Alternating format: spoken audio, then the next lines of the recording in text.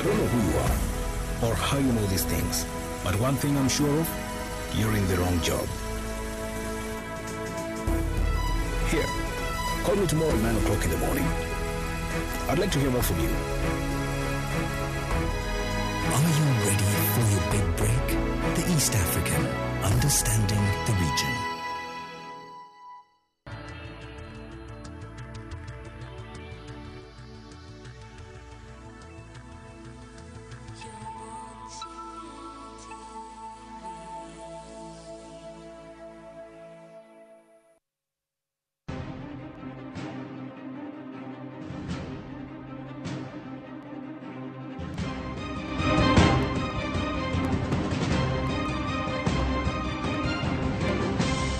You're watching Morning at NTV. Well, I come with good news. First of all, very excited to be back. But also, a friend of mine called David and the wife this morning being blessed with a beautiful baby girl. Good news still coming in. It's a Friday. It's the weekend. Dress down like me and get ready to go to work and spend the day. Maybe walk up to midday.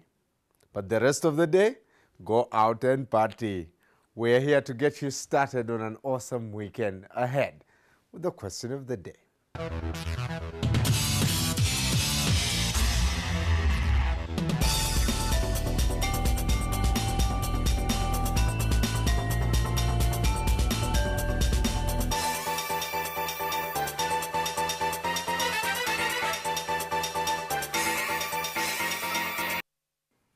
Well, feel free to head over to our Facebook page, Morning at NTV, and of course, our Twitter handle is at Morning at NTV. Tag me at MBGold2, and the guy at the rooftop of the Kampala Serena Hotel rooftop, which is Simon Kasiate, which is at Kasiate, and Joel Senyonyi at Joel Senyonyi. Later in the show, we'll also have Isma at Dakaba Chigongo. This morning, Mabel MIA will be telling you what she's up to. Some awesome news also. Man, today's Friday is going to be magnifique. Tag at NTVUganda. Did I tell you also, NTV is mobile. You can watch NTV right on your phone, wherever you can. Go to Play Store and download NTV Mobi, and you can catch that. As long as the gonyas don't eat your MBs, you can watch us wherever you can, in your car, in your office, in the toilet, in church, whatever. NTV is now wherever you go. Well, coming up this morning, the stories that are shaping headlines. You're watching Morning at NTV with Simon Kasiate, Mabel Kebirunji, and Brian Molondo. Once again, a very warm welcome to Morning at NTV. It's Friday, and this morning, Jinja High Court has adjourned today, 2 p.m., the case in which a group of supporters of Prince Columbus Wambuzi are seeking an injunction halting the coronation of Prince Gabalana Diop on Saturday, 13th of September, and the Wambuzi side claims that he is the legitimate king. The much-anticipated ruling will determine whether or not Busoga region will have after 6 years of a struggle for the throne.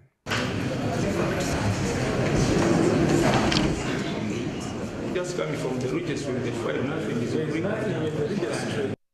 Now, Busoga Kingdom, mind you, is just 2 days away from witnessing the coronation of their new Chabazinga, 6 years after the death of Henry Wako Mulochi in 2008. Preparations are in high gear, despite the fact that the election of Prince William Gabalana Diop IV has been challenged in court by the Balamoji, who declared Prince Columbus Wambuzi as Chabazinga. The police says it is not taking any chances with security, and the newly appointed Director of Operations, Andrew Felix Kawesi, warns against causing chaos ahead of the coronation on Saturday. NTV's Sheila Nduhuchire is in Busoga right now and files this report. They are even planned that they are going to do a parallel coronation. That is a dream. Tension and excitement are both high in Busoga sub-region as the coronation date draws nearer.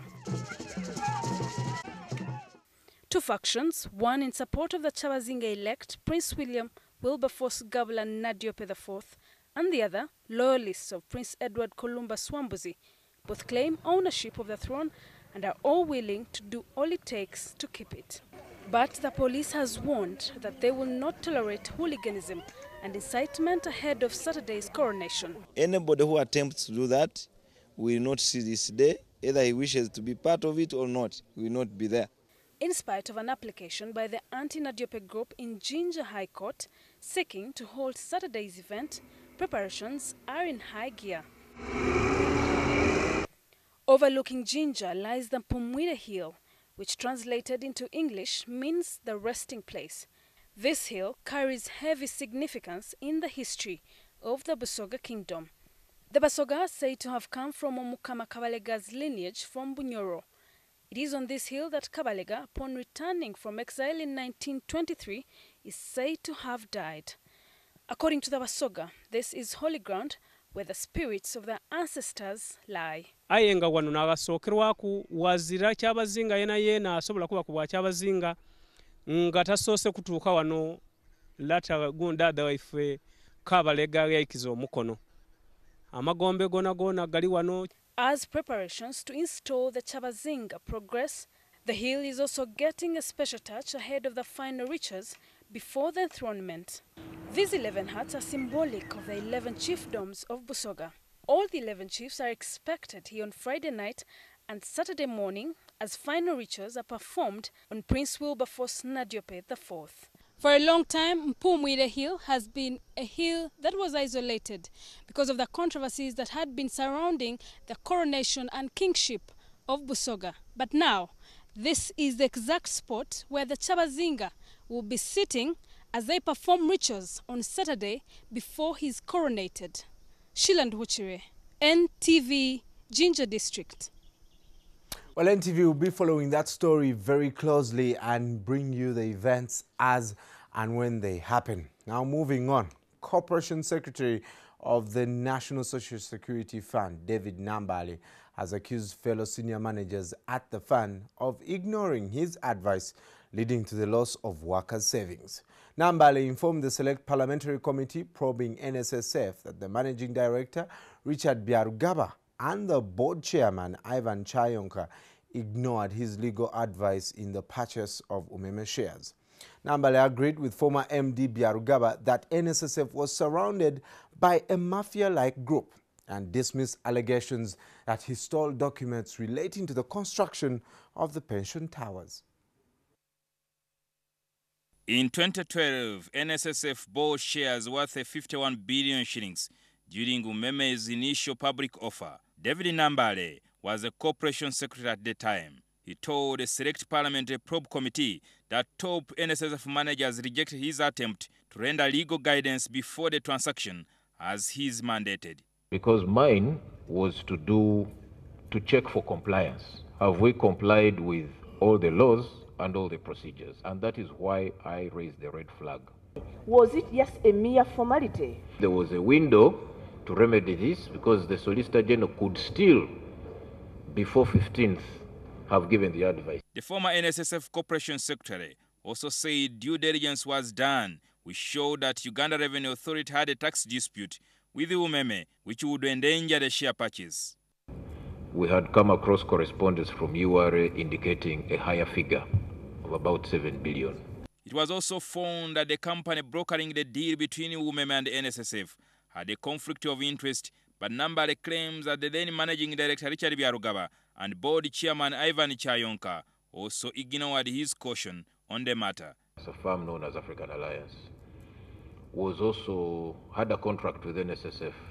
The probe committee also heard that NSSF managers obtained a bank guarantee on the purchase of Umeme shares without consulting the corporation secretary, who is the legal advisor of the fund. It was not the ordinary transaction. Okay, there was tremendous pressure, written and unwritten. By the time I get the bank guarantee, the horses have already bolted. But it is important I go on record because I knew that one day this day would come. So I was between a rock and a hard place. Once your legal advice is not taken, You must be having a fallback position, that this was my position, these people failed. Because you were part of MIC, unless you prove to this committee that you did not. Honorable Nakabirwa, I submitted an opinion to MIC, and MIC was not convened. Nambale was put to task to explain the allegations that he could have had a hand in the theft of files on the controversial pension towers. You are accused of having stolen procurement books. I have never, I will put it in bold and underline, I have never stolen a file. When you work at the fund, there is a rumor or an allegation probably every 5 minutes.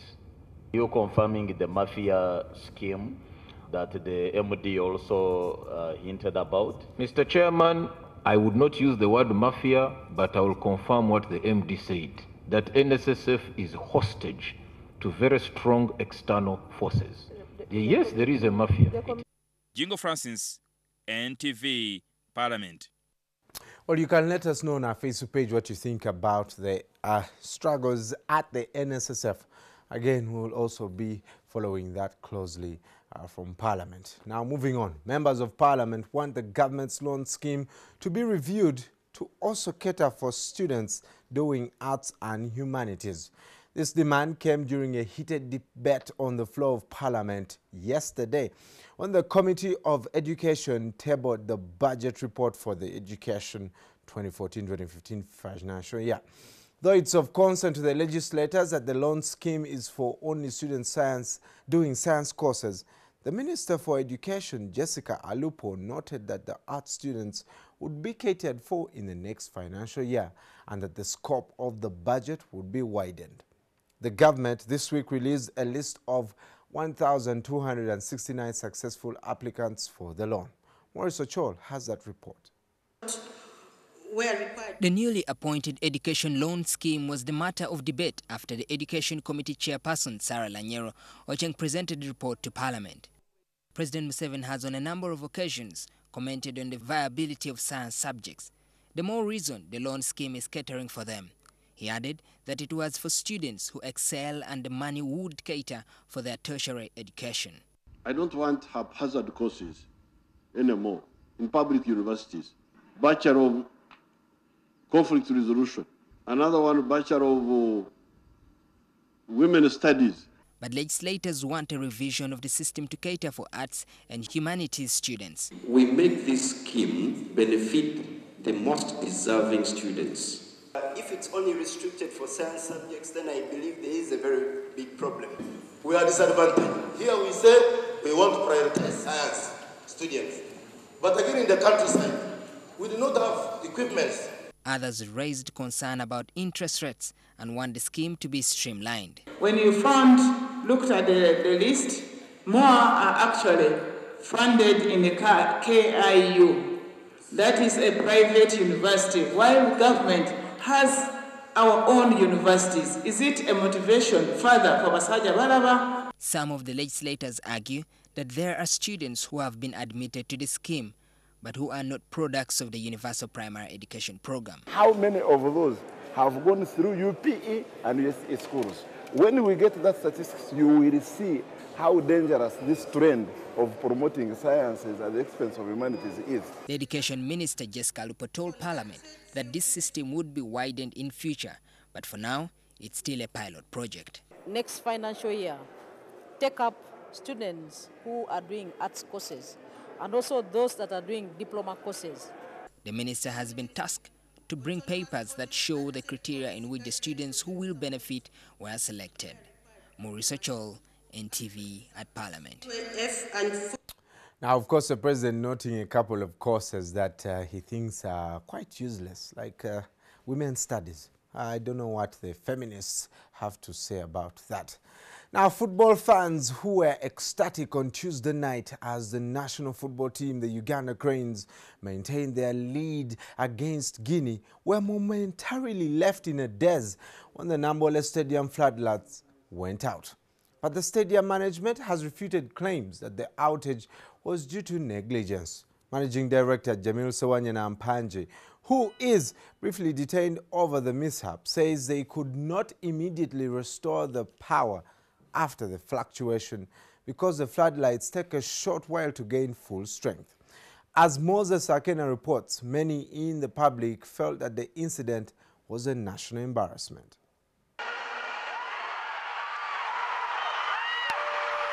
It was a shock to many when the floodlights suddenly went out on Tuesday night as Uganda Cranes played Guinea at the Mandela National Stadium, Nambole. The Cranes were 2 goals ahead and into the second half in the African Cup of Nations qualifiers. It was a fluctuation. Now that fluctuation caused a power surge in our power system. So the lights went off in the whole stadium. However, the normal power in the offices, in the washrooms, in the walkways, it was reinstated.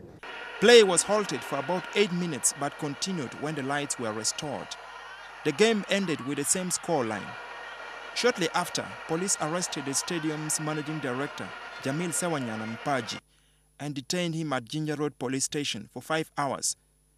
He was released at 2 a.m. on police bond. The orders of the Afande Andrew Felix Kawes, and my charge is sabotage, that I'm sabotaging the nation.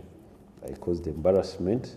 However, as a Ugandan, as the managing director of a national institution, I cannot sabotage my nation, I cannot sabotage my job, I cannot sabotage the Cranes. I'm my #1 supporter. When you're mandated to really carry out an assignment, then you really have to make provisions for any plan Bs that may arise. The incident caused a national uproar, especially on social media, with many pouring blame on national power distributor Umeme. Some MPs argued that the mishap symbolizes the decay of Uganda's social services sector. Everything is happening as if nothing wrong happened. It was a great embarrassment on our side as a country. If we have a match like that and we have power blackout, we're telling the whole world that we cannot manage anything. That grey area of interruption for 1 second about power should not derail us from focusing on what we achieved last night. The idea of streamlining the energy in Nambole National Stadium will be worked on by government.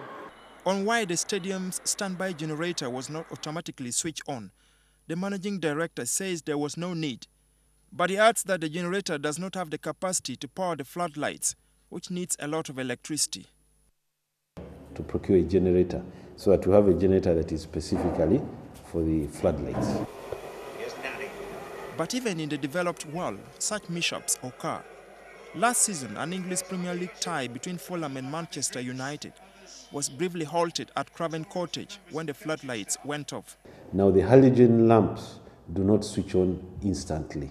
It's gradually. They come on like 2 lights, 3 lights, 4 lights, and then the intensity comes after some time. Sewanyana explains that Nambole has a special arrangement with Omeme to avoid such incidents when they host major events. What we do when there is a match, we contact the Omeme, the supply of power, that we have this game, and we always have that assurance that power will be on. And we have teams investigating exactly what went wrong. Right now, I don't want to speculate, but I can only confirm it was a very difficult time for us. The Uganda Cranes last made an appearance at the African Cup of Nations in the 1978 finals, where they lost to Ghana. Last night's incident caused the country embarrassment, but the cost could have gone higher if the game had been postponed, because that means the remaining minutes of the game will have to be replayed. And this calls for adequate preparation when the country is hosting a global or continental event of such nature. Moses Akena, NTV, at Nambole Stadium. Now, if you actually check out the Twitter handle of the Corporate Affairs Manager at Umeme, Henry Rugamba, 23 hours ago, he says, we are heading to Nambole to investigate the outage that happened last night, and the report will be coming out shortly. All right, I'll be waiting for that at Henry Ruga. But of course, the Daily Monitor this morning also posting the headline, Nambole blackout, what went wrong? And that is a question that the gentleman at the rooftop of the Kampala Serena Hotel will have to answer. Simon Kasiate, you are a major shareholder in the electricity sector. What went wrong on the night when it was imperative that electricity was supposed to be on for the constant 90 minutes? Thank you very much, Brian, for that interesting description. Calling me a major shareholder in the market in the electricity sector. Let's put it rightly. I could be a shareholder in Umeme just like anybody is, since it's a publicly listed company, but I also interestingly work for electricity generator Eskom Uganda Limited, which generates over 41% of Uganda's total electricity. And I can tell you without a fear of doubt or contradiction that we were pumping out, at least from Eskom, with all our cylinders firing away at 240 megawatts, and this was as a result of the demand presented to us by our sole customer, who's Uganda Electricity Transmission Company Limited. So we had electricity enough to power our customers. Now, what went wrong in Nambole? It is a story that is front paged here on the Daily Monitor with a question, and of course when we return from this bumper, I'll be explaining to you at least in more details, especially with regard to what the story says, and a bit of some insight in the power sector from where I know it.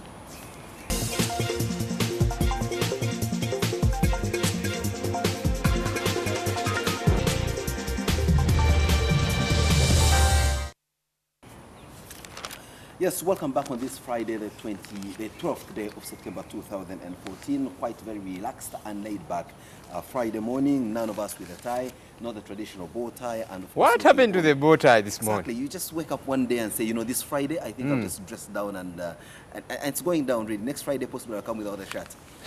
You do not know what will happen after that. Fingers crossed. How are you this morning? Not bad. Here we are, a question being put to us, and you know, the insinuation by Brian that I'm a major shareholder in the electricity sector is quite very hilarious. Maybe you are. Questions being asked, what happened? Of course, Nambole management saying Umeme must explain, and that kind of thing. You earlier on telling me that the surroundings of Nambole did have power. Actually, some quarters within Nambole apparently did have power. What could have happened? Well, according to what the media manager from Umeme is saying, is that there was a power surge.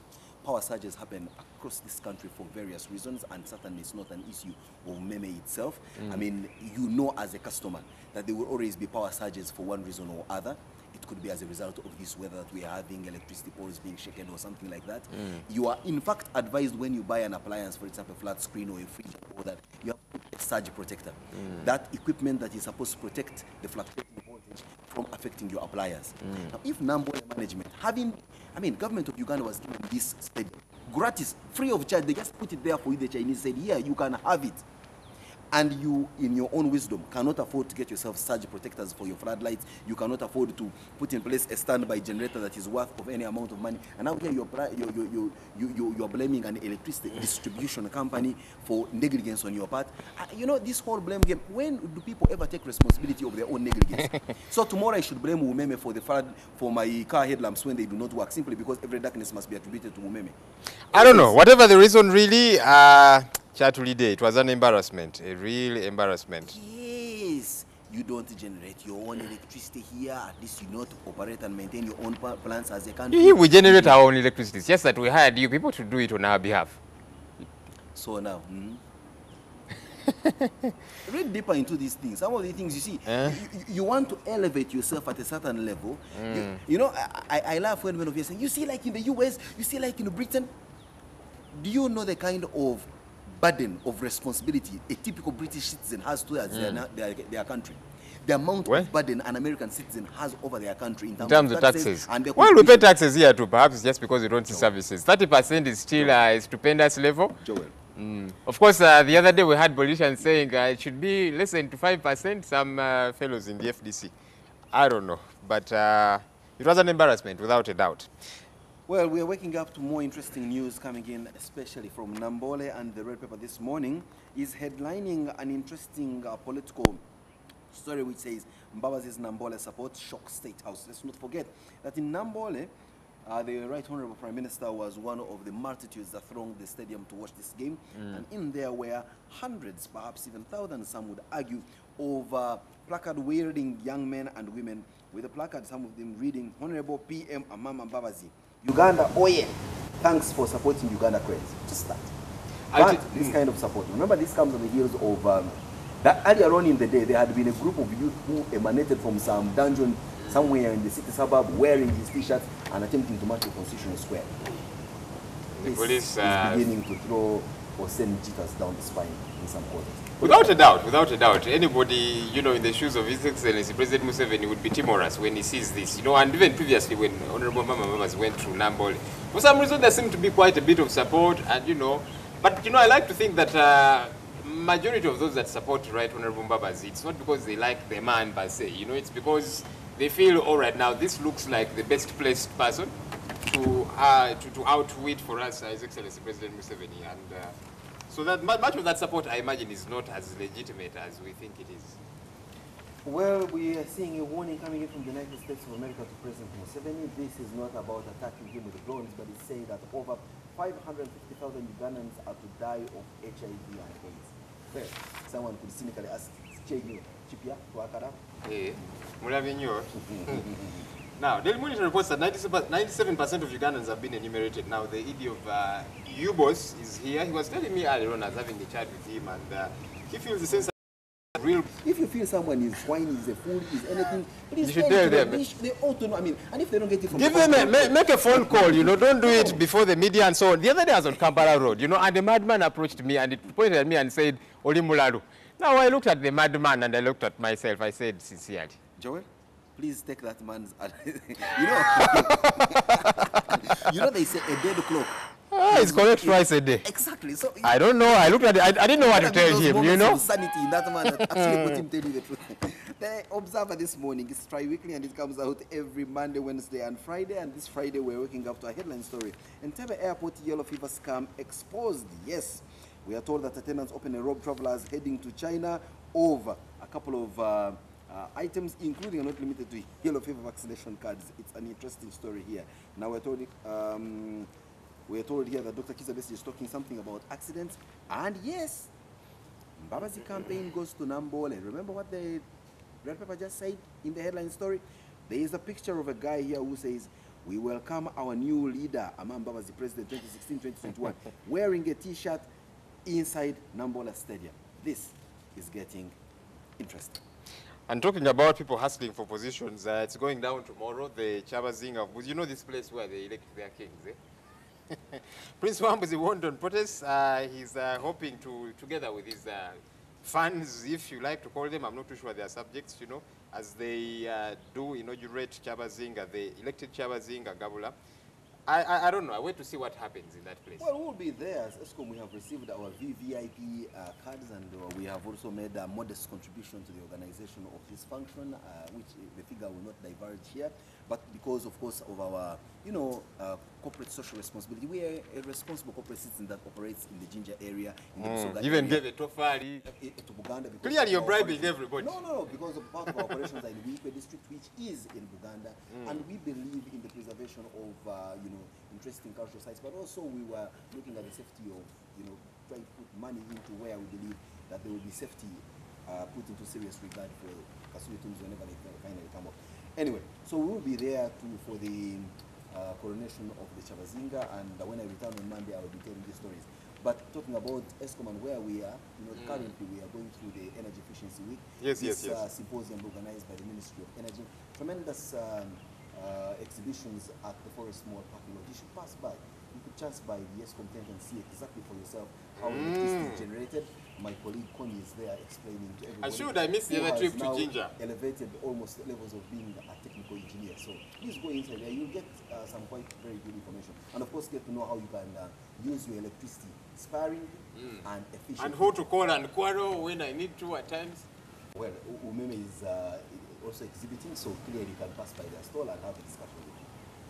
I see quite a lot happening in Scoop, where to go and eat life over the weekend. I hope you don't eat all of it and finish it. You know Ugandans talk of Kuriabulamu, and some of them eat it and eat it and eat it. I haven't given up on music, says Juliana, after, of course, the sad incident of her losing her son, and many other things here. There's somebody who is called the Chabazinga of R&B, something of the sort, some guy called Maro. Who is that?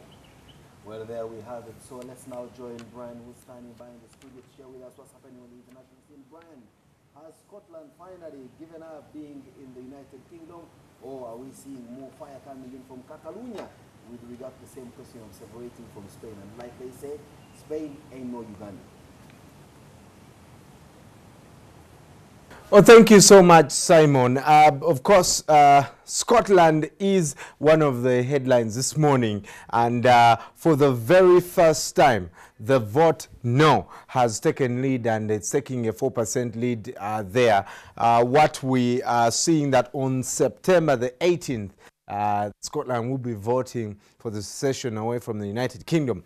And for the first time, the Unionists who believe that you know, they need to be independent away from the UK, have seen their lead plunging a bit. And this time, the no campaign going up 4%. So we'll be waiting for that September 18th, and we're going to see Britain and Scotland would have to begin work on dividing up the United Kingdom's $2.5 trillion economy, the North Sea oil, and the national debt, while the Prime Minister David Cameron would face calls to resign. So we'll be waiting for that. And about 1,268 people in Scotland were sampled, and they said no. So we're still waiting for those details, but we'll be following that story very, very closely. Now, the other story also making headlines across the whole world is that gentleman, the Blade Runner, Oscar Pistorius. Just one sec here. And, well, they're showing how his house is and how he shot Riverstein. But let me just, if I could, Sting would just cooperate with me for 1 second. But the judge somehow acquitted him, and we're still waiting for that verdict. But the Blade Runner yesterday probably breathed a sigh of relief here, going past the media, and what a journey it has been for him. Let me just get this going. But the judge is due to announce if the South African is guilty of the culpable homicide of his girlfriend River Steenkamp, and we'll be following that story. But one of the questions is that he's been so emotional in the court. Could that have maybe helped him get the better side of the judge? We'll be waiting. What was very also special about this is some of us use WhatsApp a lot. More than 200 pages of their WhatsApp conversations were brought to court, and to judge whether their relationship was an abusive one or not. But the Blade Runner is obviously having their sigh of relief this morning. Now, 9/11 will obviously also go down in history as the day when the Twin Towers were attacked. US was under attack on that day, and the voices behind 9/11 there, check out the CNN page, and it says the faces of 9/11, where are they right now? And a voice on the phone, crying in the dark, a flag raised amid death and devastation. These are some of the stories that will forever be linked on that day. And I remember, I think I was somewhere around Nakulabi, and a friend of mine told me, America bajikubiye 9/11. That's the memory I have of that, about 13 years ago. And America still mourns. Of course, more stories of Obama and the entire US mourning that day. Unfortunately, that's all we have for you this morning on the international scene. Check out the pages, Reuters, Al Jazeera, BBC, and Sky for more on the latest on the international scene. When we come back, yes, the ED of the Uganda Bureau of Statistics, Ben Mungereza, is here to tell us about what happened with the census. Stay with us.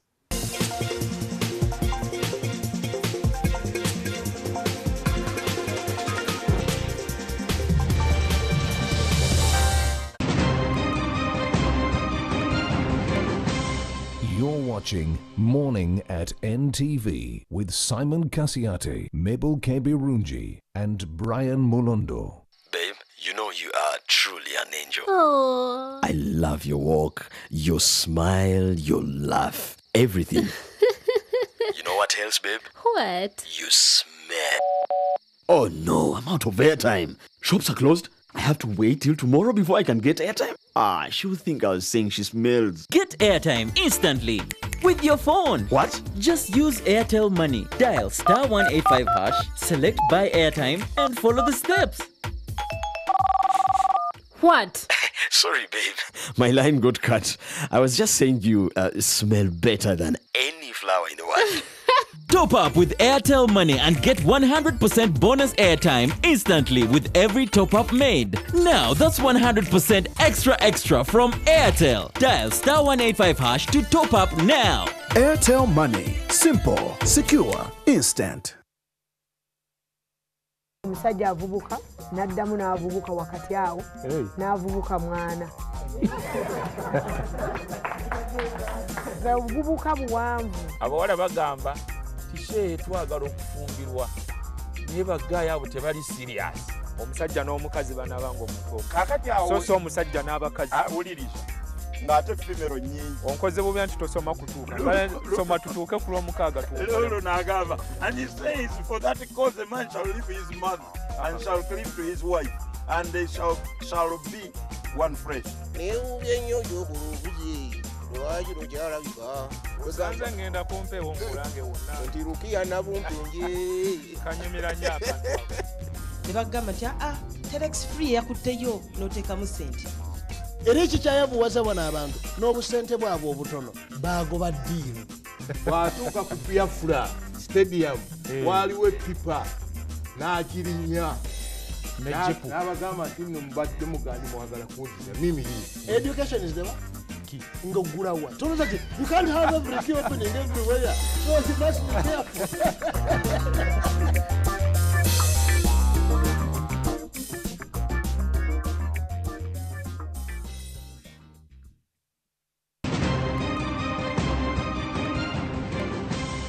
You're watching Morning at NTV with Simon Kasiate, Mabel Kebirunji, and Brian Molondo.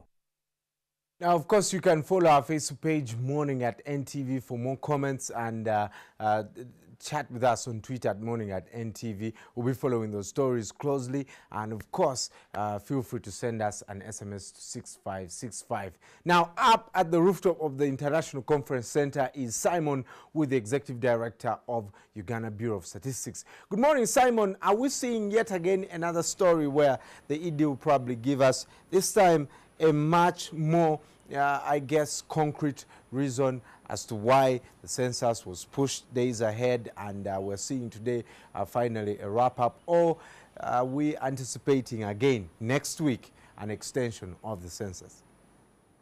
Thank you very much, Brian. For clarity of location, I am at the rooftop of the Kampala Serena Hotel, not the International Conference Center, but well, we are all within the same precincts. And indeed, we have the Executive Director over the Uganda National Bureau of Statistics, Ben Paul Mungereza, who, if you remember very well, on the first day of census, was the very guy, the very enumerator that showed up at State House Nakasero to enumerate the president and his wife, and he will tell us more of that experience. But he'll also be telling us what it is that we're waking up to, especially according to the Daily Monitor, that 97% of Ugandans have been enumerated, even as we enter the final day of this census. Remember, initially it should have been for 10 days. There was an extra 5-day extension.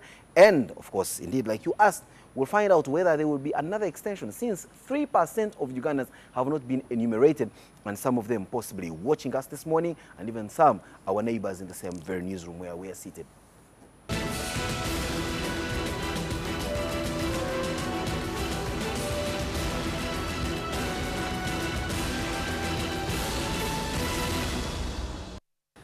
Ben Paul Mungereza, welcome to Morning at NTV's Big Story. This is the second time you've been here in a space of 2 weeks. Thank you. Good morning. You look tired, worn out, weather-beaten, and fatigued, and yet the process is not yet over. Bring us to speed. How is the census progressing? We're at 90% now. Unfortunately, I have no time for being tired because I have to finish the exercise. The good thing is it happens once in 10 years, and there's once in 10 years, and of course, by the time we conduct the next census, I will not be I was going to say, I hope you're not I'll have thinking retired. that Ben Ford will still be at I'll have retired and therefore I'll not be there. It's an estimate. Because you get some few calls here and there that somebody has not been enumerated. And then you run there and so on and so forth. And you find it's a false call? And you find it's a false call. Oh, exactly that, exactly that. Originally it was supposed to be for 10 days. And we allowed the enumerators to have an extra day, which was 7th of September, for them to cover the areas they are not covered.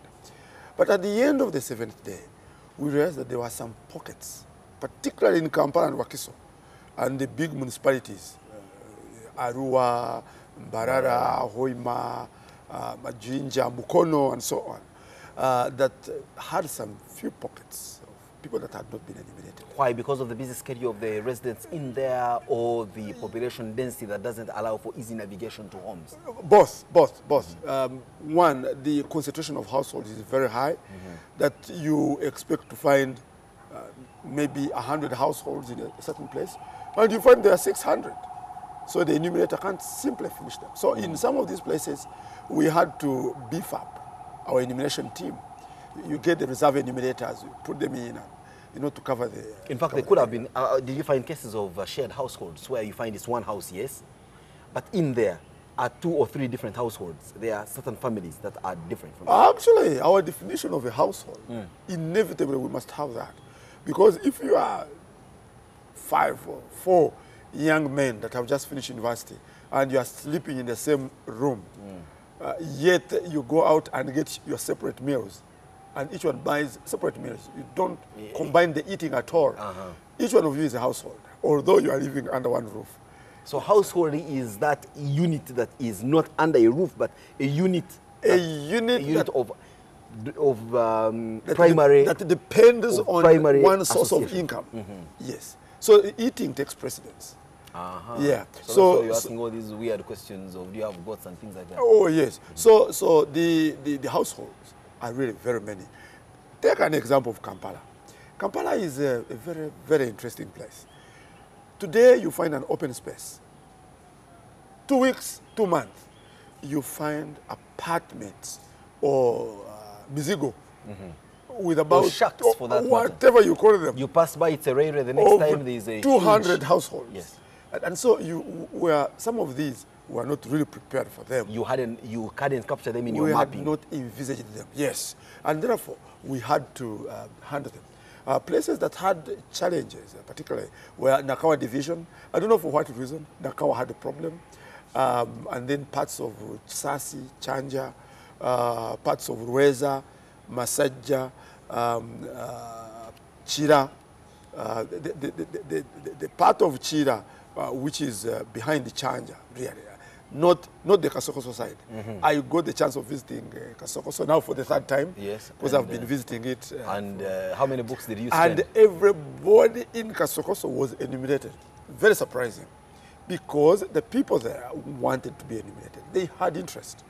And they said, government must know how many we are. We do not need to find out more about their interests, otherwise we'll lose the plot here. Yeah. But of course, that notwithstanding, there are pockets of people who say to date, they have not seen enumerators at their doorstep. First of all, I must correct this impression. We did not extend the enumeration period. But we allowed this week to cover areas of people that may not have been covered. So we have a special group of enumerators who are mobile. So you call us, and we are using the LC system. They call us to say, this place, there are about 15 households. So if I report to my LC have not been enumerated, the LC will ensure that they contact the local representatives of enumerators and they will come to my house. Information reaches us and we send. So in other words, one shouldn't sit back, fold their arms and say, I'll wait for the enumerator. They can go to the LC center and say, I have not been enumerated, and the LC will ensure that the enumerator comes to their doorstep. Yes, but also it is becoming late because you see the last day is today. Is today. Yeah, but I mean, they are watching us in the morning. Possibly by midday they will be enumerated. But we've been called. I'm telling you, we've been receiving very many calls for areas that are not covered. And when you go there, they tell you there are 50 households that are Let's not get down to the integrity of the result. We've heard in some parts of the country, your enumerators crying foul and, of course, raising dust over matters remuneration. Well, those are only a few. And threatening not to hand over the books and possibly destroy the data they have collected. So to what extent could this kind of show of discontent affect the final tally of exactly how many Ugandans there are? No, some of these are exaggerated, I would say, but also by the people who... Don't blame the press. No. Partly the press, partly, but not so much. Like, of course, like people in Busia. Yesterday... You know, the press is always blamed for everything when it comes to matters of information. No, but you have been... Like power company, Umeme would be blamed for headlamps of cars that are not working. No, you've done a great job for us in the census, so we like you. You're a good team. Busia, people were rioting. They said they didn't want to hand in the books simply because of communication. And this was one of the divisions in the town council. This was yesterday. And this was resolved. As I talk, there is... What was the issue of communication? The issue was there is a 50,000 that they received for training. And they were supposed to get an additional 50,000. And the process of, money is not kept in a box that you pick it from there and pay. You must, process it. You must go through the system of getting the money. So they had not received that information. So when they were told, when they explained to them, they said, well, that's fine. They thought they were not going to get the money. And in many places that has been happening. The reality is we have sent money, most of the money that is required. Now, there is some of the money that we have not sent, like these additional claims. Like you put in reserve enumerators and you have put in a claim. And then we have got to study these requests from around the country and make sure that we are working on the right request. But the rest, the bulk of the money, we sent. It's in the districts. The Kampala is KCCA. Again, on the issue of the integrity of the result, are you sure, 100%, that your enumerators are bringing back data that they actually collected? Or we had cases of shady enumerators who indeed just shade the missing or tick the boxes and just bring information without actually enumerating? It will be very difficult. It will be very difficult because, we have got very many levels of supervision. And we catch you. We catch you. Have you caught anyone? I caught two of them. I caught two myself. I caught two of them. One of them went to a household and they had more than 10 people. I said, now me have reached the 10th person, I can't continue. And I received that information. We have our informal networks. I received that information. I looked for that same enumerator who went back and enumerated. Another one refused to enumerate 2 visitors that had spent the night in the household. This was in Kampala. And we had to get this enumerator to go back and enumerate. So our supervision network can catch those people who do those wrong things. But also, when the information comes, there are what we call consistency checks. We keep on, we edit. We edit both manually and electronically. For example, you cannot be 12 years old and you have got, you're a woman, you're 12 years old and you have produced 10 children. Not possible. Inconsistencies. Perhaps even 2. Yeah, well, 2 you can. So there are checks. There are checks that we do. So it's not a matter of getting garbage and put in and it comes out as garbage. No, we edit this information and ensure that we give quality information. Mungereza, in situations where we've had the census going on for more than the planned 10 days, understandably so. The last census in the 90s did take 1 or 2 days. Remind me. Well, the one of 2002 took 10 days. Yes. In an era where we've gone so high-tech, but you're moving around with manual books where someone is manually ticking, are you sure you're going to lessen the burden of the work and put better accuracy to these results, as opposed to if you had gone high-tech and possibly your enumerators went around with iPads, for example, or something like You may wish to know that the most sophisticated businesses in the world today are thinking about going back to the typewriter because, you have these iPads. Troubleshooting your iPads or your whatever you want to call them in Akapilipilita and Chisoro and Hoima, and it's not easy. So although even we have charging doubts, them for that matter, charging them and getting challenges. So although we have doubts about paper, using paper in 2014. But it's very reliable, very reliable.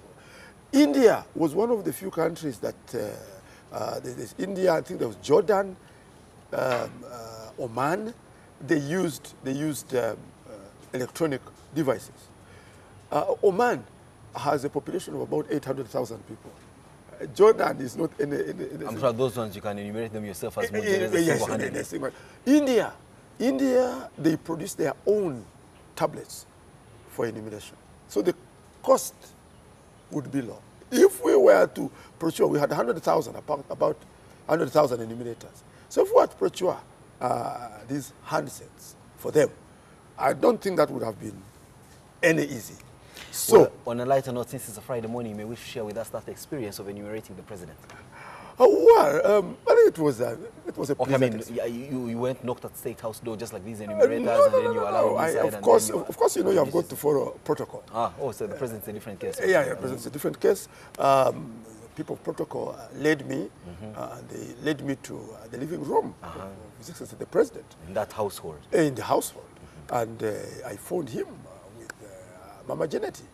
And there was another lady somewhere there. Oh, yeah, one of the people in the household. So His Excellency the President welcomed me.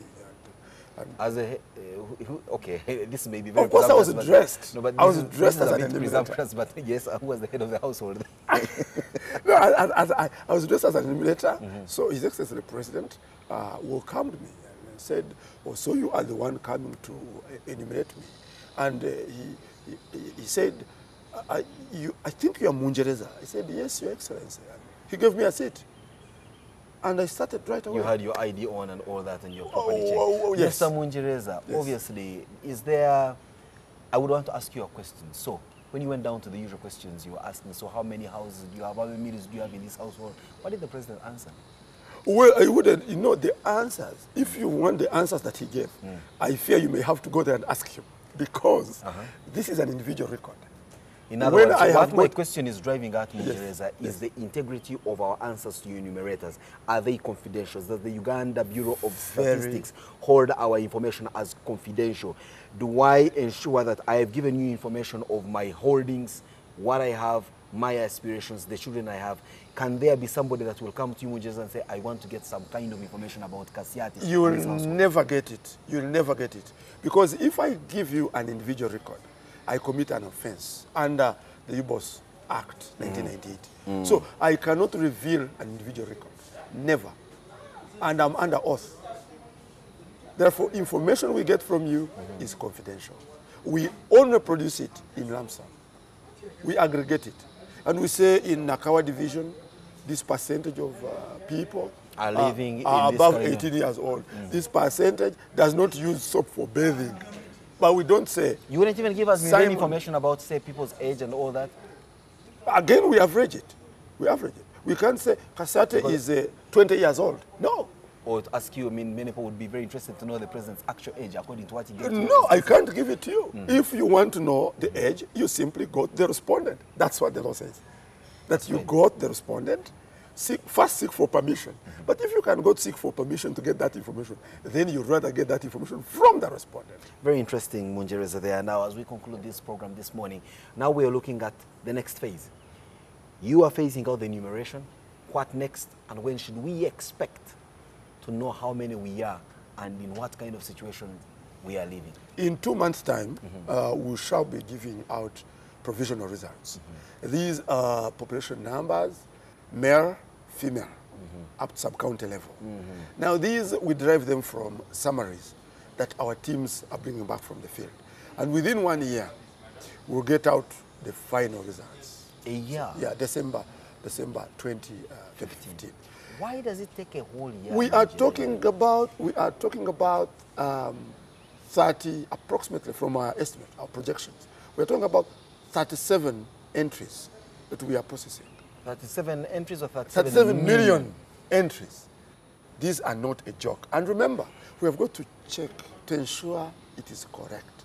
We have got to check to ensure that this parish actually exists and it is there. And therefore, it's not a simple job. So within 1 year, we'll pull out the final results. Today, as we conclude the census, what would you say to those who are still holding on to certain beliefs, religious or otherwise, that the enumeration thing is not good for them and the development of this country? No, there is a problem. We arrested up to 200. Police arrested up to 200, close to 200 people. Religious sects that don't believe in counting. That when you count them, they die. But I think government needs to, I know there is freedom of worship, but I think government needs to do more research about these people. Because if you are with 200 people, and you don't want them to go to school, the children to go to school, you don't want them to be treated, you don't want them to be counted, I mean, that's a shame. You know, but so this is, I think, an eye-opener for us, that we need to find out, to do more research. In other words, your enumeration exercise brought you face-to-face with certain unknown realities about our society that you possibly do not understand, some of which are macabre. You may wish to share with us some other experiences. I mean, there are those who think when they're counted, they die. What else? There are those who think they'll die. There are those ones who believe there is a certain in Kamwenge, where they say that they hate three things. They hate, and they put it in vernacular, ecclesia, schools, and hospitals. That those are their three enemies. Now you ask yourself what that one means. We hate the church, we hate schools, and we hate hospitals. And they are alive and kicking. And they believe in Christ. So you don't understand it. And then there are also those people I don't understand who chase our enumerators away. Somebody comes to your household and you chase, and you know, in the media, everybody has learned that there is a census going on. You see somebody with an apron and you chase him away. And these are elites, by the way. Have you had situations of abuse as we conclude? Abuse on enumerators, beyond just chasing them away, maybe sexual harassment and things No, like not really. There was one alleged case in Ntungamo, but eventually found out that it was not. It was actually an assault. It was not a rape, as it had been reported in the media. So they want many of those. Have you had complaints from ordinary citizens, enumerators, who have complained of the conduct of your enumerators? Maybe they are treating them with disdain and contempt and attitude, or possibly they don't seem to be with proper grasp of the issues. How much feedback have you received from enumerators? No, I've not received any of those feedback. I want to talk about but my team, Mungereza, but my team, because in every district we have an officer from your boss. And my team, I know, would have that in their reports. And you're waiting to look at those reports? I'm waiting. Thank you so much, Mr. Mungereza, for joining us for this edition of Morning at NTV's Big Story. And of course, we really believe that you have done a commendably good job. 97% by all enumerations, for that matter, is a distinction. And so we hope that this can possibly go higher to cover 100%. But what would you finally say to people who have not been counted? Does that mean that they don't count, as the adage goes? No, they do count. How are you going to make up for that You number? know, after about 2 months, we conduct what we call a post-enumeration survey. This is used for helping us to see the percentage error that is there in the results. And we have two errors: the coverage error, whether a household has been covered or not, and the content error, whether all the questions were asked in the right way. And when we get this error, we use it we address the results and use, you know, in the SESCO terms, we use that error to see how results can be adjusted. Thank you very much. Well, there we have it, the big story this morning featuring Ben Paul Mungereza.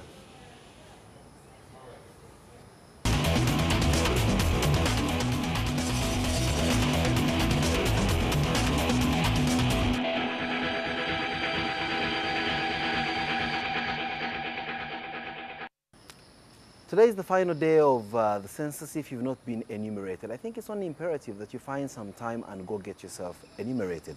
There is only one way to go about it. Don't sit back in your household and expect the enumerators to perhaps dream that you've not been enumerated. We've been told that you can approach your local council chairpersons or secretaries for whatever it is, inform them, and they have a hotline direct with Uganda Bureau of Statistics, who will in turn contact their local enumeration network on the ground and have you enumerated. Otherwise, have a wonderful and productive weekend. God bless till Monday.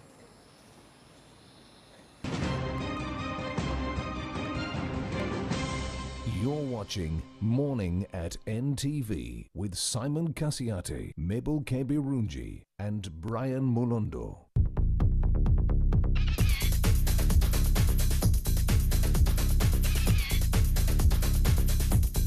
Look at all the juices that are in there, and that is what I'm looking for.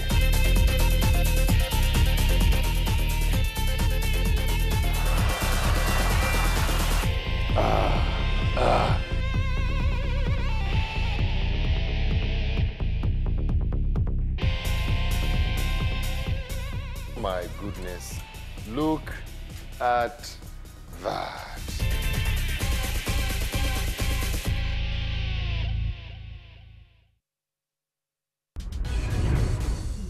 20 entrepreneurs. 20 companies compete to get the funding. From different skills and experience with different ideas. Who will it be? On Kickstart, proudly presented by Now Breweries. Coming soon on NTV.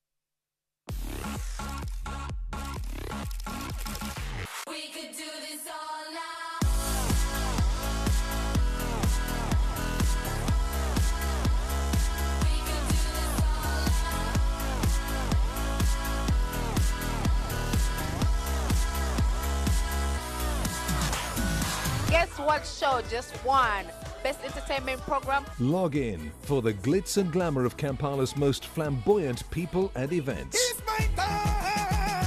I'm here today for Coco Fingers video shoot. Big up NTV, thanks for the support.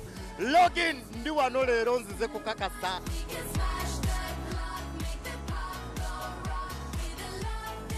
You're Golfy and you're watching Login. Don't touch that dial, you know what I'm saying. It's login. We could do this all night.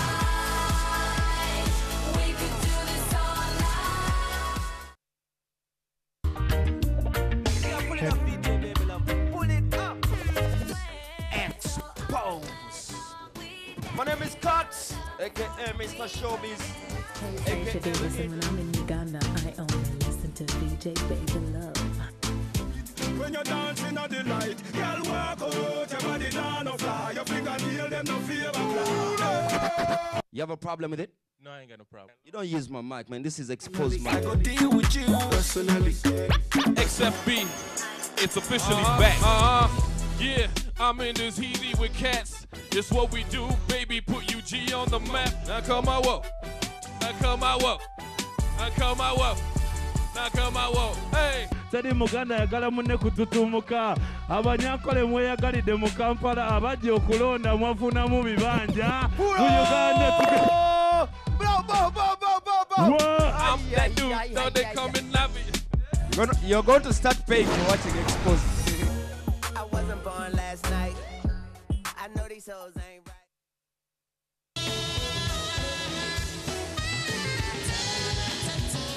Welcome to Jazz with Isaiah, a musical venture that is entertaining. I'm a prisoner, you're a prisoner too.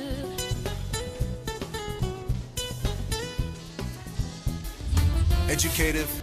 It is not about just standing on stage. Informative. Jazz is a type of music from the African American background. And inspiring. I have a goal of breaking it down.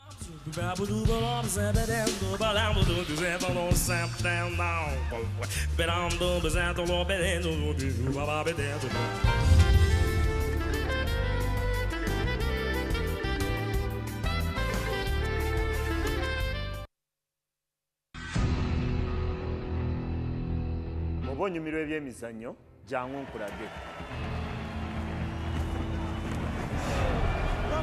Does! And Adam Johnson, the boyhood Newcastle United man, historic, flying in the face of all football logic. A magnificent goal by Robin van Persie. Ferdinand! Everton lead at Old Trafford. Walcott, Giroud. Suarez. Super Suarez. Gonna backs it up.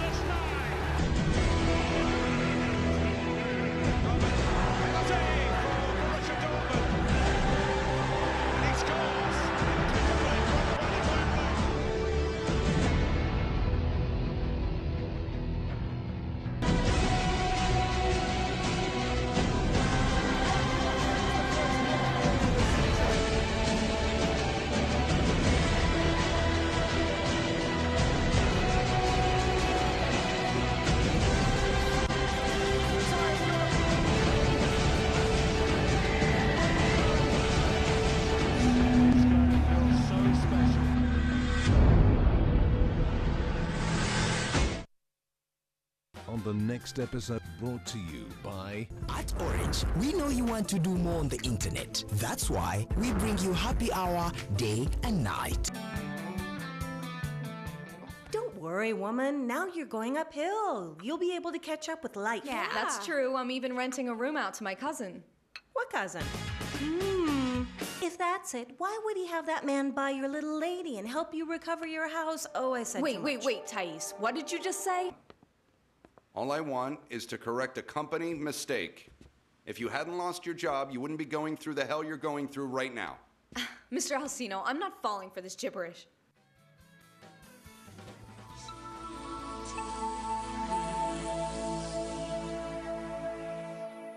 You can download movies at the lowest prices and never fast from Orange. Dial *133# to buy a data bundle. Happy hour changes with Orange. Today changes with Orange.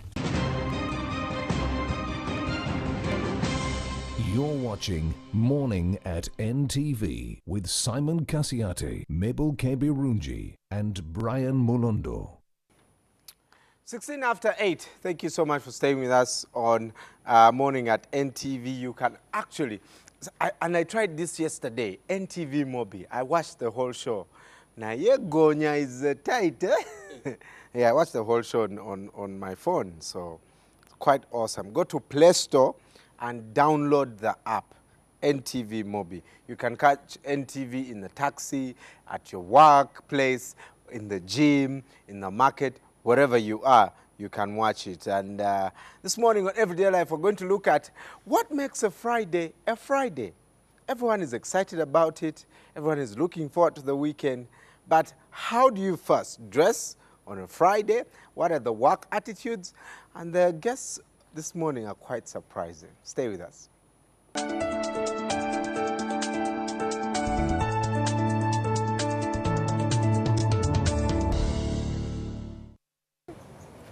Our resident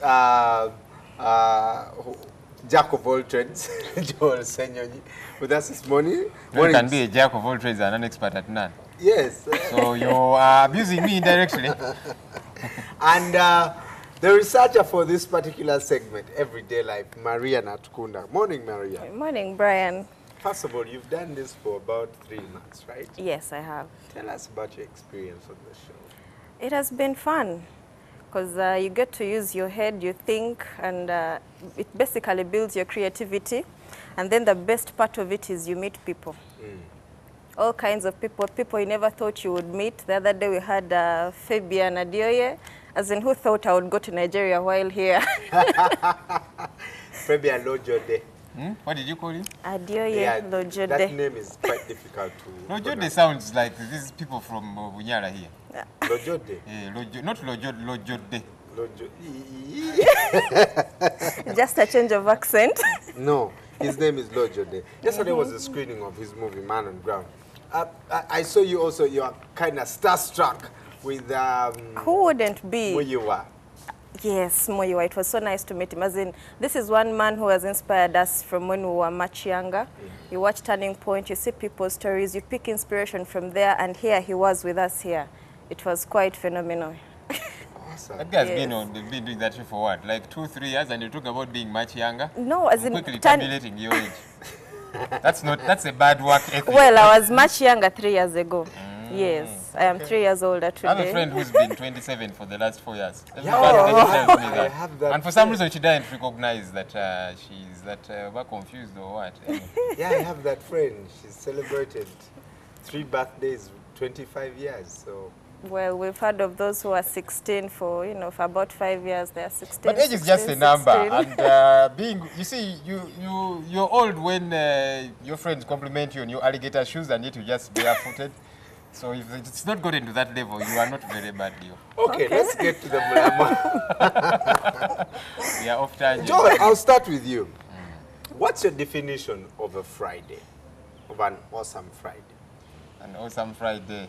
You know, there are Monday blues. Then, is it you was telling me that you love Mondays most? And of course, most people love Fridays. You know, Joel Austin, a guy with a very nice name, Joel. He's written a book, Every Day Friday, you know, and it's because, you know, people are normally excited about Fridays. Fridays is when people are most ecstatic, is when people are most unstressed, and so he was encouraging people to make every day a Friday. The same way you feel on a Friday, feel that way, you know, Monday through Friday. So Friday is the day to, you know, you want to toning down a little bit, you dress down, you're chilling a little bit, you're getting into the week mode. But it depends on what you do also. Some people's week starts on Friday. But for many a person, Friday is when you begin to unwind, and it's a good day, it's a good feeling. You know, for me, I love Mondays because I get to write down my opportunities for the week. And so every Monday, I'm like, okay, what do I have? Friday, chaos, traffic. Everyone is... traffic is more on Mondays, anyway, depending. I'm an early bird, so really, I don't experience traffic all the time. What about you, Maria? Well, for me, Friday is comfort. You let go of the tight suits, you let go of the tight schedule. You just want to relax a bit, be comfortable. So even when I'm choosing what to wear, I want to be comfortable. When I'm choosing, sometimes even when I'm choosing the topic to have on a Friday, I'm thinking of a more relaxed, more fun, you know. You let loose, you're unwinding, as in be comfortable on a Friday. Take it easy. And be uncomfortable on the other days? No, the other days you're comfortable, but each day is different. Monday is tighter than Friday would be in almost everything, in my opinion. Are there rules for Friday, like do's and don'ts? Are there things that, whether you are a professional, a corporate person, there are things that you can't do on a Friday? On this particular day, please stay away. Do something else. There are unwritten rules, I would think. They're not cast in stone, as it were. But, you know, for most corporate companies, actually, I know of some companies on Fridays, they work till half day. Many other corporate companies, they put on T-shirts. There are corporate T-shirts on Fridays, you know. Everybody's easy. Many of them have these, what do they call them? These bonding activities and you know, that kind of thing on Fridays. They get to do things, you know, that's when the day you get to do an arm wrestle with your MD. You know, one of these days I should have an arm wrestle with Madame Agikon. But, you know, that kind of thing. You get to loosen up a little bit. And we all need that. Everybody needs that, because you see, it's like milking a cow that you never feed. It will become brutalized and not much happens. So we need that. We need to relax. Ugandans, I was reading a paper and somebody says she's a workaholic. Okay, you and I don't believe she's a workaholic. We know that fellow. Yeah, and we're thinking, really? But we need to loosen up. We all need to. We lead very busy, serious lives. Ugandans, I forget the statistics, but our stress levels keep going higher and higher. Not too long ago, a research was done, and it was alleged that Ugandans are the happiest people in East Africa. That seems to be plummeting. You know, Ugandans are getting a lot more stress because of so many things. Work, school when fees, you're broke, and you definitely have to be stressed about. Yeah, some people are a lot more stressed because they're very wealthy. They had to sleep. They are always on tenterhooks. They're thinking, okay, now what do I do? This money, is it safe? And, you know. How to secure their wealth and all that. Yeah, it is What stressing. is your, okay, let me ask you guys, what is your do? First of all, the do of a Friday. It must happen on a Friday. Well, if I were wearing heels from Monday to Thursday, Friday I would set them aside and pull out my flat shoes, my pumps, and first of all I have to be comfortable on a Friday because there's a lot that has been happening since Monday, a lot of expectations, especially on Monday. So as you're delivering for Monday and Tuesday and Wednesday and Thursday, by Friday I should really be thinking, okay now, as in it's time to leave maybe. So, yeah. Joel seems shocked because now, because I believe, you know, professions have changed now. Yes. You know, like you said, for example, sometimes my week starts on Monday and it's back to back. Last week was a fully packed 2 weeks. Yeah, I think it's going to go on until tomorrow. So I don't have, I think today I've dressed down, but in a couple of minutes I'm going to be in a suit. So it's... What's wrong with your problem? I don't know. But what is your must do on a Friday? Do you have a ritual that every Friday you must do something? You can, you should, you know, watch a movie. You should. Well, definitely. Go to Ntinda and look.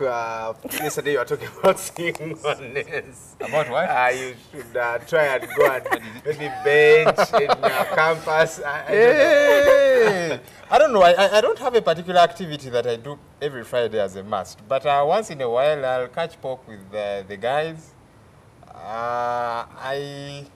Once in a while I'll watch a movie. I'm not too much into movies, yeah, but I have some friends that get for me nice movies and say, Joel, this one is good. And then I watch it now. 1.5 hour movie, I can watch it in like 3 days, you know. I'm that bad. You should try watching it at the only cinema. like 30 minutes and then later, you know. So there's no particular ritual, but you want to unwind a little bit, reflect on the week. I set my goals. I have a diary. I keep a diary, and so I record stuff I should do, you know, for the week. And so Friday, you're trying to take stock. Okay, that sounds very serious as well. Yeah, but serious. Yes. I don't know. Again, it's usually time to celebrate as well. You've done A, B, C, D. You tick it off, and I don't know. Spoil yourself a little bit. Reward yourself. It could be a movie if you're a movie lover. It could be you go have a meal somewhere at your best joint. It could be, I don't know, go have pork. Go play a game that you like to play, or I don't know, one of those things. You know, it's time to, you know, reward yourself if you have excelled.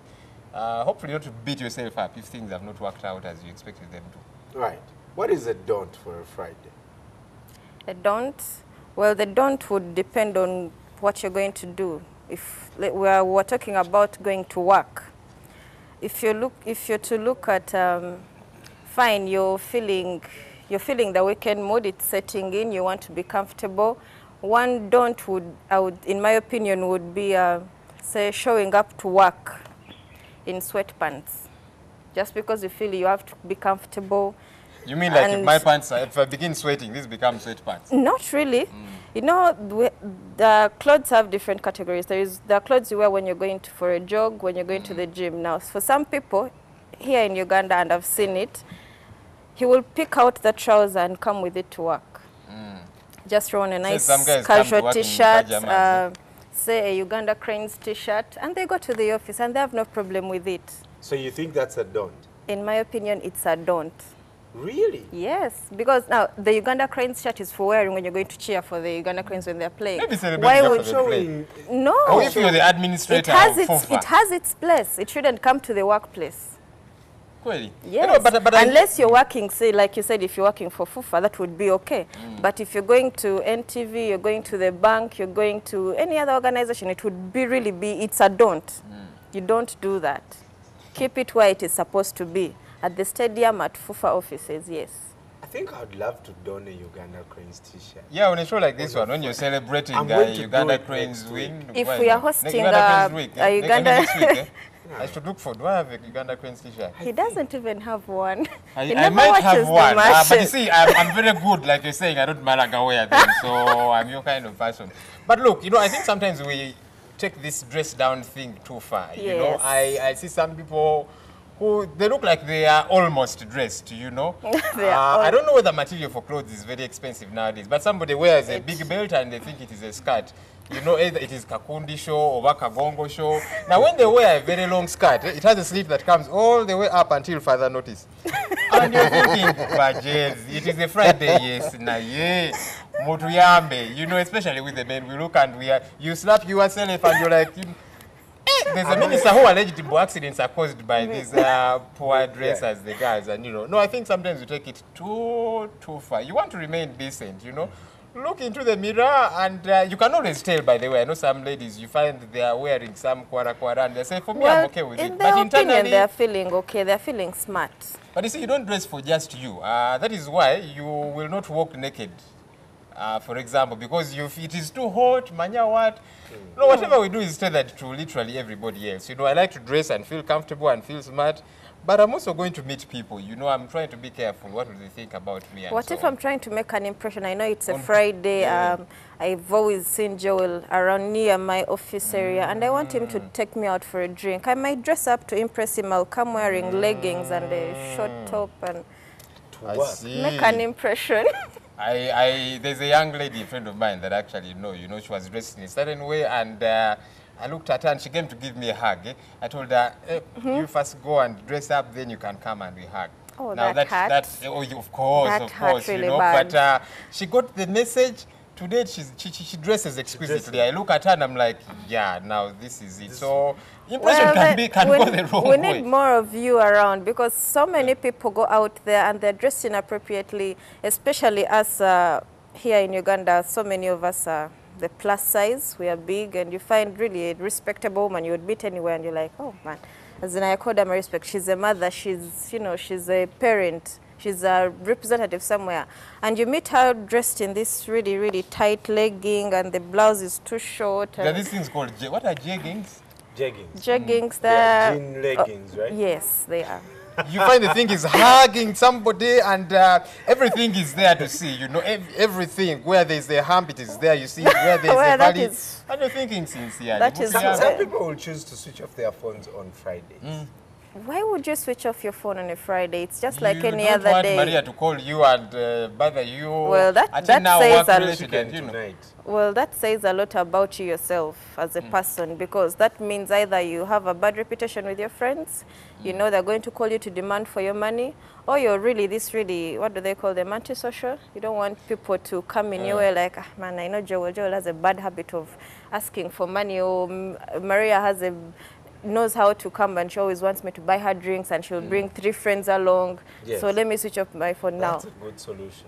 It's never a good solution. There are times you want to block everything, to block everything out and just chill and probably take a nap. I don't switch off my phone. You know, it is on all through the night. I think it's important. Well, the people who switch off their phones at 8 p.m., put them at about 8 a.m. and that kind of thing. You do what works for you. But once in a while, the calls become a total distraction. You want to take a nap, you want to chill, you want to unwind, you know, you want to go somewhere and just think and plan. But it can't be the whole day. It can even be a week. It can be. Yeah, you take a holiday and you decide, that will jeopardize all your relationships, all your associations, all your business, your work. Oh, come on. And a friend of mine was telling me, if your friend's house is burning, bitch, I'm saying I'm not the fire brigade. But if they break into their house, I'm not the RPC of police. Your mother could get sick. There could be an emergency. I'm not the ambulance. But I hear you. Only relative. I'm not the only relative for that matter, is you know. mean. But inform people that are key. People that are key, that you know what, I'm going away somewhere, either out of town for a weekend or that kind of thing, and I just need time to me. I think it's important for recreation, you know. We should do it once in a while. Right. Well, that will depend on how you argue it out. You won. Well, regardless of how you see your Friday, and this morning, just a little, you know, nudge into that weekend mood. And I know some of you are probably wishing, oh my gosh, can't wait for Monday, because somehow Friday, your boss expects you to write that huge report that you must present on Monday. Yes. Your girlfriend expects you to take her out to Serena.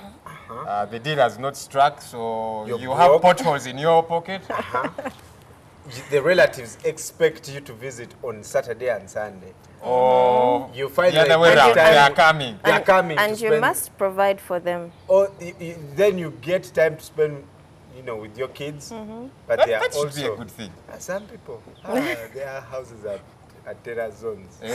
You mean you talk about the fathers who, you know, the fathers when they get back home, they actually beat the children scatter, go under beds, you know, because they beat their children even in advance. The guy comes back home, the kid is opening the door, a hot slap, and the kid is like, Dad, what was that for? And he's like, just in case. I've heard of some parents who avoid going home early because they don't want to maybe do homework with their kids or help with their school projects. Or stress from the wife. So what happens when you marry a knife? He or she thinks, let me just go hang with them. As in, it's simple. I'm working late. Text message. Right. I'll be working late, dear. Be home later. Don't wait up. Yes. So they go out, and you know, all that leads to so many other unwanted things. Maybe things you could have avoided. Yeah. Infidelity, drinking yourself silly, and you do things that will embarrass you when you're later told what happened. So I think just organize yourself. Decide what should your Friday be, and I'm sure you can communicate your boundaries. If you say, on Fridays I don't want to do homework, so you tell the mother Friday or the father, and you tell, no, we shall do the homework tomorrow after all kids don't go to school on Saturday. Right. So Friday, leave it out. Keep the books. Let's watch cartoons with the kids, at least laugh, Tom and Jerry, something like that. Well, tell us your description of an awesome Friday. I think next week we'll also be asking you, what is your description of a totally awesome night? Okay. Awesome night. How does it start? Yeah? And how does it end? Isn't this where Maria goes off the set? Yeah. But she's off the When we come back, we'll be talking sport with Isma and talking the blackout. Where has this happened before? Why did it happen this time? Many of us anticipated it, and alas, it happened. What is the future of the MD of Nambole Stadium? We'll be right back.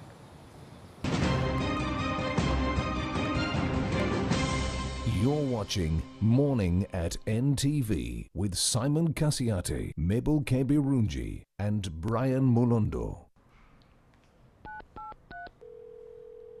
Hello, is this Munji? Yo, this is Munji. I am feeling your new Virgin Jam right now. It is up the hook. Thanks, man. I'm also feeling you. Seducer. Make a call for whatever reason. Call someone, call anyone, and change your life. Make a call and you could win 100 million shillings, a car, or a smartphone with free data for a year. Plus, win 2 free minutes every day. Airtel. Together we can. 20 entrepreneurs. 20 companies compete to get the funding. From different skills and experience with different ideas. Who will it be? On Kickstart, proudly presented by Now Breweries. Coming soon on NTV.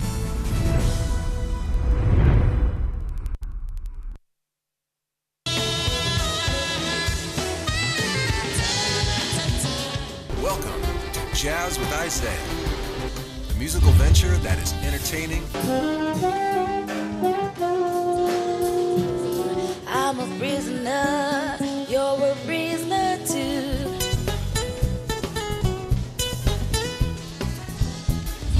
Educative. It is not about just standing on stage. Informative. Jazz is a type of music from the African American background. And inspiring. I have the goal of breaking it down.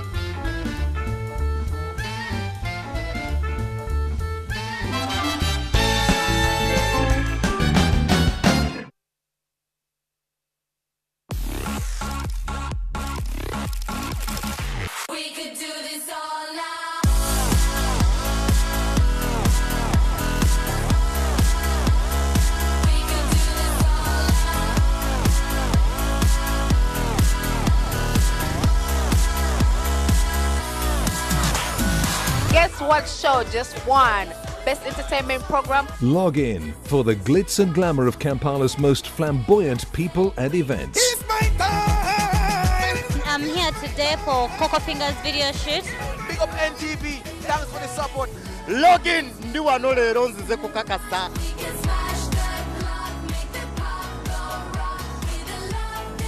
You're Golfy and you're watching Login. Don't touch that dial, you know what I'm saying. It's Login. We could do this all night. We could do this all night.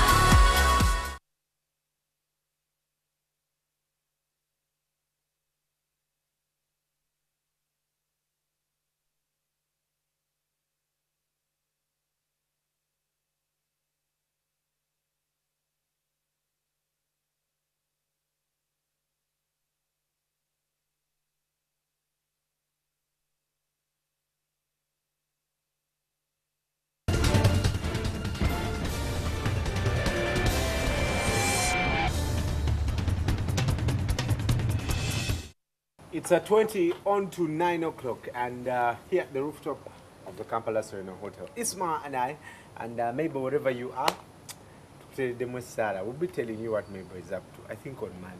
Yeah, probably. Yeah, but it's some exciting stuff. Morning, Isma. Good morning. I think let me start with football because it's making headlines. So the Daily Monitor has it, you know, the blackout at Nambole. Was it something we expected? Has it ever happened in Ugandan football? First of all, I said here before the game that I expect a power blackout. And actually, if I was a betting person, I'd be the kind of person who bet money on Luis Suarez biting, that kind of thing. I've got to say, and I'm part of Daily Monitor, I don't want to be extremely judgmental, but I think for me it's been overblown. It's been overblown. Out of proportion. Yeah, it's a technical glitch that I would understand, and just because I know Jamil Sewanya and the managing director of Nambole at any point. But if police is going to charge people under the penal code for sabotage or something like I saw, where Sewanyana was arrested. There's so much sabotage in Uganda.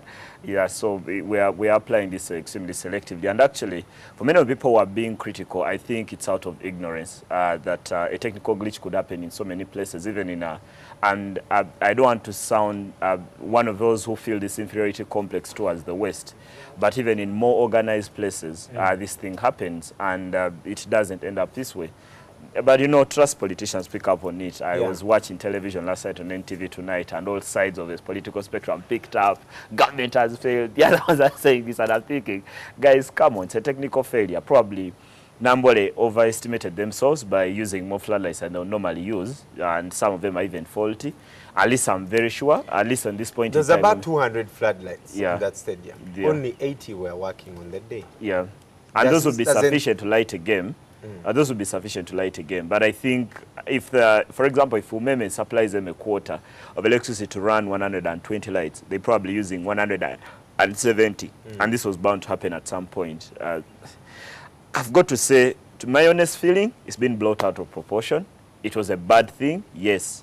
But when everyone makes it sound like it's the only wrong thing that has happened in Uganda. It's not the World Cup, really. Yeah, it's the only wrong thing that has happened in Uganda. I beg to differ. Well, I guess exactly what Jessica Lupo said, that, you know, this is kind of blocking what the success that we had the previous day. We won 2-0, and power going out for about, what? 8 minutes. 8 minutes. Shouldn't be a very big deal, as long as the match was not postponed. So I think that's what we should do. Move on. We secured and probably, and like I said, Brian, the last thing I'll say is that we should take a lesson from it, because there's this habit of tending to blame. We all love the blame game. I think it's become part of us. Everyone wants to blame. Brian did this one did this. Well, so I think we've not organized so many late night games, especially for Uganda Cranes. There have been some for the league where probably SuperSport run their thing because they know this is being televised. And then there's been some in Sekafa also where SuperSport has been. But over time, we've not run enough of it. So probably, I want to see us take a lesson from this. Nambole Stadium Management, Umeme were the power suppliers, FUFA were the organizers, because for me, I was even more worried about the lack of lighting at the gates. When people were getting, there was no light there.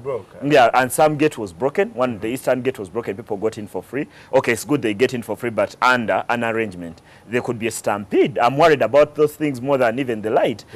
I do follow a lot of football violence across the world, and when I look back at Ellis Park, I look back at Ivory Coast, I look back at Ghana, I look at Zimbabwe, Zambia, all these places have had people killed at stadium, and for me those worry me even more than the lighting. Two, people lost their property. Okay, after the light went off, I know I've spoken to people whose phones were snatched. Now, if the security at the gates was already bad, why should we concentrate on something that came much later? There could have been a stampede at the eastern gate. Why shouldn't we be discussing that because of the light? So I've got to say it's been overblown. Speaking of being overblown, is Mitchell just blowing this out of proportion? Is he just being smart? Is he right to rule out Togo? He's refusing to rule out Togo, and I think he's being smart. Because he knows, while Togo are trailing, in this group have not garnered a point in their 2 fixtures. Everyone thinks they're out of the picture. I think they're out of the picture. But Mitchell cannot act like me. Because he knows in his next 2 games, Togo will want to pick 6 points off Uganda. They'll be here, then they'll go and play in Lome.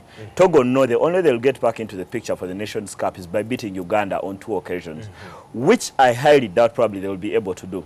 But I think as a coach, as Mitchell is, he's got to look at the bigger picture beyond us, the fans and the journalists, because we could make our judgments. He knows that out of 6 games is a possible 18 points. The points that the team has garnered is 4 out of 18. So there's still the points to fight for are a lot more than what the Cranes has garnered so far. So I think he's being very, very smart. You've got to keep your feet on the ground. People will get ahead of themselves thinking that beating up on Guinea and moving top of a group is enough. But there is still a journey to walk. Probably we've only taken 2 steps out of a 6-step journey. Let's talk basketball. 5 in 5. Do you think Warriors will make 6 in 6?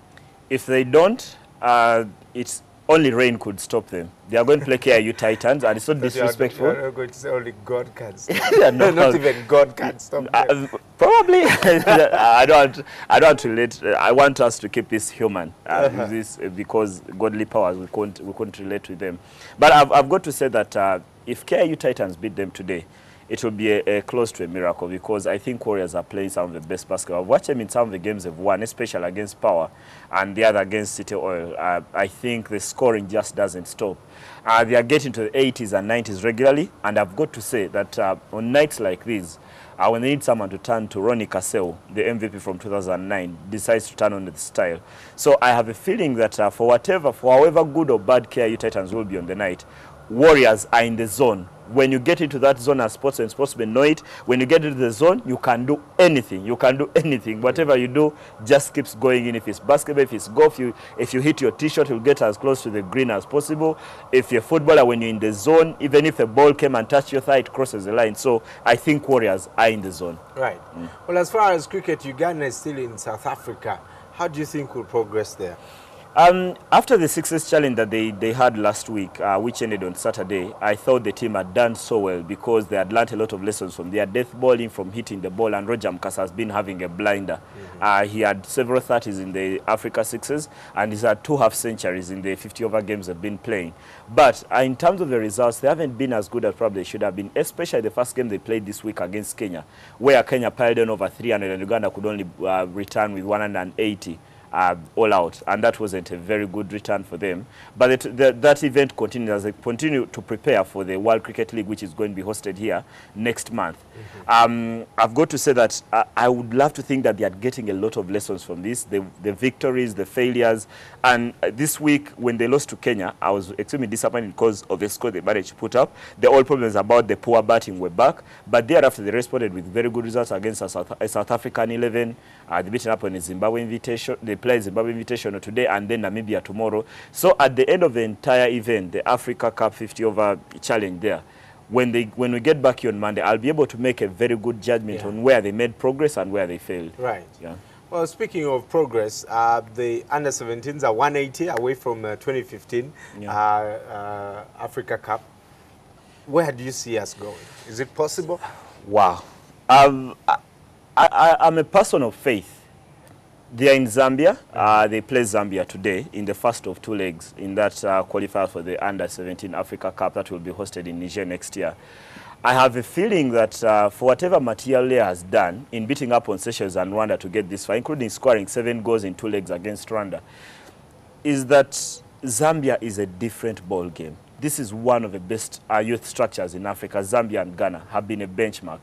Now, for me, they've got to take lessons from Zambia beyond playing against them. The boys at Ashaban Mohamed, who has scored lots of goals for the team to get it here, they've got to take lessons from it. Because the team they are playing, while Uganda scored 7, Zambia scored 6 goals against Botswana in the last round.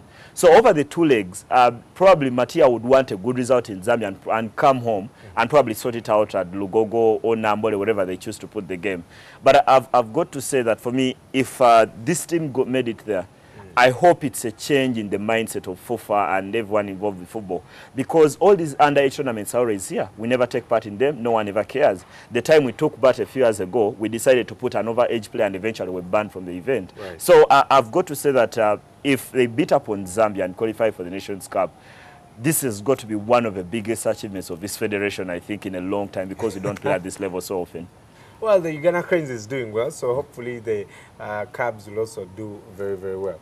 I prefer to call him a celebrity playboy turned boxer, Floyd Mayweather. It's going to be facing Maidana. Yeah. Maidana. Part 2. How is part 2 different from part 1?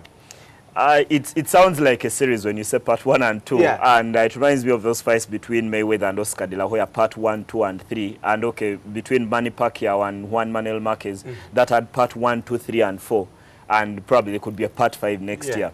But this fight is tomorrow night. First of all, I think other than the first fight, Maidana is now a different boxer, because when he fought Mayweather the first time, no one knew him. Now everyone knows the boy from Argentina who pushed Mayweather all the way. Now whether that means that Mayweather will be more prepared for this one than he was for the first, that's a different story. But I've got to say that he'll earn more than the first one. That's for me one of the different things. Marcos Maidana is from Argentina, now is known across the world. And then the preview to the fight, Mayweather is talking about retirement.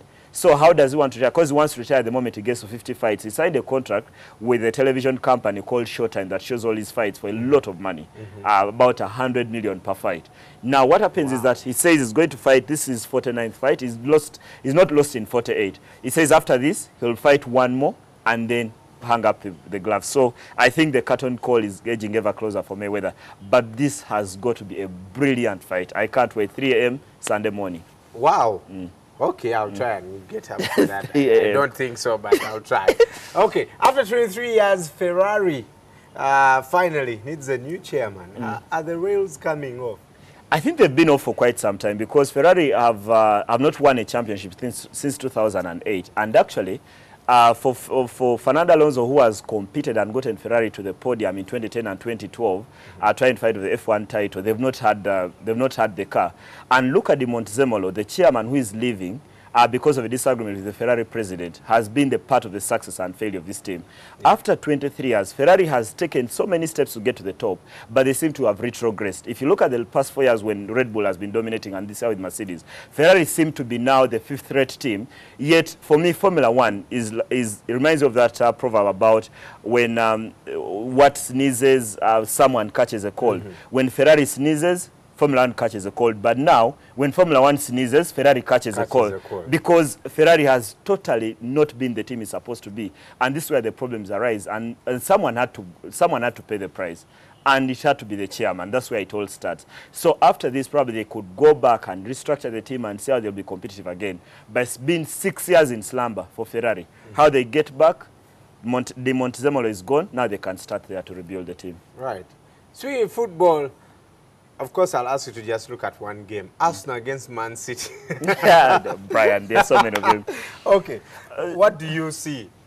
First of all, I think after the international break, every manager is looking at the injury situation. That's one thing that dominates all these clubs. But besides the injuries, and I know Arsenal are trying to get Aaron Ramsey fit for this one, also, Dan Welbeck could make his debut for the Arsenal after moving from Manchester United on transfer deadline for £16 million. But for me, on the other hand, the bigger question, these are the games that Arsenal barely competed. Against Arsenal, rather against Chelsea, shipped in 6. Against Man City, shipped in 6. And against Liverpool, shipped in 5. Now they've got to respond. because if this game for me is more important to Arsenal than it is to Man City, because the post-match review will depend now. Arsenal are either title contenders or they are not, depending on what they perform against Man City. Because those are the games where they were so poor last season, and Arsene Wenger has got to be wary of what they could do. I've got to say that at home, I would fancy Arsenal to at least get a result in this one. We saw them in the Community Shield. They tend to win the games until it gets to April. So, yeah, probably. We're always leading the table until boom. Manchester United against QPR. Are we going to see a win? With the new signings. Yeah, Radamel Falcao will probably make his debut. Daley Blind, we're going to see a bit of Ander Herrera returning from injury. And Louis van Gaal has quite a job on his hands to get this United side competitive again. But now, the players were unveiled yesterday, Daley Blind and Falcao, and they are looking forward to the game. I think United must feel like they are going to win this one. If they don't win, then if this has been a mini crisis, if United can't beat QPR, who shipped in 5 at Tottenham, now this is a real full-blown crisis. They've got to go and win this one, regardless of how QPR show up or set up, regardless of the debate about the formation that is 3-5-2 or 0-0-0-9, whatever it is. United have got to win the game. It's imperative that they win They win this one. Whether it is 10, I don't know, even the 12th, they need to get this. Okay, we'll be waiting. We'll be waiting for Man United. Because the other games are Atletico against Madrid. That's a derby. It's going to be interesting. A big one. The champions against the team that they took over from. Atletico, the champions. Sounds rare to say anything that's not Madrid or Barcelona. Yeah. And the other games this weekend, Lyon against Monaco. It's at 9:30 p.m. and Bayern against Stuttgart, 4:30 p.m. They call them the best in the business. We'll see if they continue that during the week. At 1:30 p.m., Isma will be with Lumansi and Alan on Omumuli, and every man is sports bar from Club Silk with Patrick and Brian and Aisha. Yes. Don't forget her name. I always want to call her Nasang. Hajat. Yeah. Aisha from Club Silk. Check out those shows. Before we leave you this Friday morning, here's your African proverb.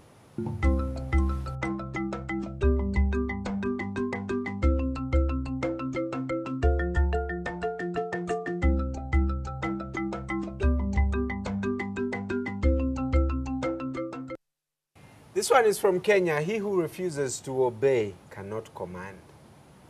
Sure. Yeah, I think when you're taking lessons in life, you've got to obey someone first as you grow up, because that's when you get the skills. You get to learn from them and be able to command your own flock. Yeah, I see from so many people. I think to learn anything, you've got to go through a system or a criteria where you're once at the bottom, then you started from the bottom, now you're top. Yeah, exactly. It's the same thing as if you cannot follow, you cannot lead. Exactly. Yeah. And so, yeah, I guess it's... I think even for the leaders, the people we are shown are extremely powerful, whether in politics or entertainment, whether it's a president here, or if you think about Beyonce or Paul McCartney, at some point, they were taking orders. Even if it's Queen Elizabeth, at some point she was taking orders. She had to obey those orders, and that probably is part of the process. It's a natural process that if you're going to get to a point where you're going to command, you've got to go through that process where you're not the boss. Right. Well, it's been phenomenal. 2 hours non-stop. In a couple of days, Mwasuzemtia will be starting very soon. Check out Ramiti tonight. Yeah, Corner. You know, last time they were doing a set for Corner, and I saw there was a guy in the background. Actually, I asked Ramiti about it, and was sitting on top of the car. And I was thinking, who gets this set? The guy was sitting on top. Wow. Yeah, and that's cool. And I imagine if he fell onto the TV, I think everyone top and fell straight into your television screen. Well, that must be really cool. Yeah. That must be cool. Ramiti on tonight. The Beat, of course, every Friday at 5:30 p.m. Life stories, Tuwaye with Frank, and of course our bulletins, news updates, all to the minute. Until Monday, have a phenomenal weekend. We'll catch you first thing Monday morning. Bye-bye. You're watching Morning at NTV with Simon Kasiate, Mabel Kebirunji, and Brian Mulondo.